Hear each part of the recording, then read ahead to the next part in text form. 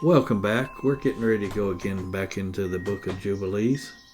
This time we're going to do chapter 7, and once again it'll be read from the Ethiopian Bible in English. Chapter 7 from the book of Jubilees.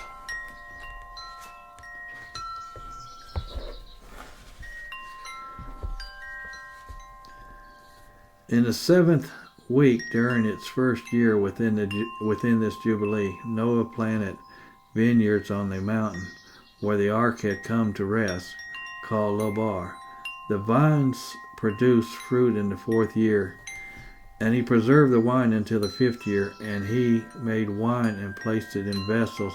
And on the new moon of the 1st month he made a feast with rejoicing, and he called his sons and his grandsons, and the sons of Shem, Ham, and Japheth, and their wives, and they ate and drank and rejoiced together. And when the evening came, he went into his tent, and being drunk he slept and was uncovered in his tent, as he lay asleep. And Ham saw Noah his father naked, and went out and told his 2 brothers without. Shem and Japheth took a garment, placed it on their shoulders, and walked backward to cover their father's nakedness. Their faces were turned away so they would not see their father's shame. When Noah awoke from his sleep and learned what his youngest son had done, he pronounced a curse upon his grandson Canaan, saying, "Cursed be Canaan, he shall be a servant of servants to his brothers."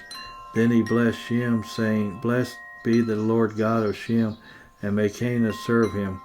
He added, "May God enlarge Japheth, and may he dwell in the tents of Shem, and Canaan shall be his servant." When Ham realized that his father had cursed his youngest son, he was displeased. When Ham realized that his father had cursed his youngest son, he was displeased. Separating from his brothers, he and his sons went their own way. Ham built a city for himself, naming it after his wife, Neth-el-Eliah. Upon seeing this, Japheth grew envious of his brother, and also built a city, naming it after his wife, Ethiopian. Shem settled with his children in the central region of the earth, and established a city, naming it Salem, Shalem, after his wife. These 3 cities were located near Mount Loar, Shalem to the east, and Adonai to the west, and Neth-el-Eliah to the south.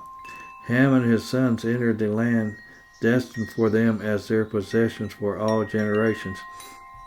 The southern territory, Canaan saw the land stretching from Lebanon to the river of Egypt, and recognized its goodness. Instead of settling in his allotted inheritance to the west, he chose to dwell in the region of Lebanon, both east and west of the Jordan's border and the sea. Ham, along with his father and brother Cush, said to him, "You have taken land that does not belong to you and was not given to you by lot. Do not remain there, for if you do, cursed be you and your descendants forever." And Canaan ignored them and dwelled in the land, and he and his sons became cursed and were not removed from it. Chapter 7 continues the post-flood narrative, but shifts the tone from cosmic restoration to the fragile state of human relationships. The flood has purified the earth, but not the hearts of men. Already tension, failure, and division emerge, this time not from angels or giants, but from within the family of the righteous. The story of Noah's vineyard and intoxication is familiar, but Jubilees adds precision to its timing and social structure. Noah's actions are not portrayed as sinful, but as human. He plants, produces, and celebrates. The shame enters not through wine, but through disrespect. Ham's error is not seeing his father's nakedness, but exposing it. What is highlighted is not the act itself, but the intention. One son mocks, 2 others protect. The curse that falls not directly on Ham, but on Canaan his son. This detail, often troubling to modern readers, reflects an ancient worldview where generational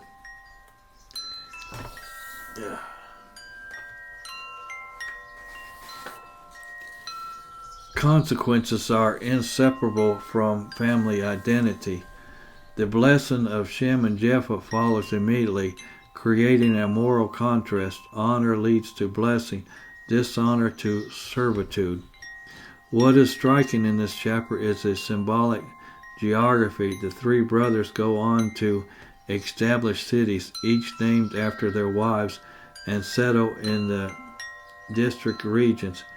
East, west, and south. Shem stays near the center, a deliberate marker of spiritual sensuality. Jubilees is not simply describing territory, it is describing a theological map of human destiny.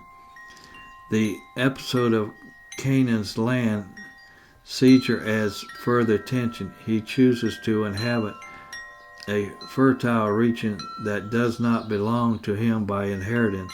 When rebuked, he refuses to leave. The text sees this not as an ambition, but rebellion. The curse is not arbitrary, it is connected to disobedience and disregard for divine order. Chapter 7 reminds the reader that even after divine cleansing, the seeds of conflict remain. Purity of the world does not guarantee purity of the will. Restoration must be guarded and honor must be chosen. The flood ends, but the rest of character begins. This was chapter 7 read out of the book of Jubilees. Once again, it's read out of the Ethiopian Bible in English. This again was chapter 7 from the book of Jubilees.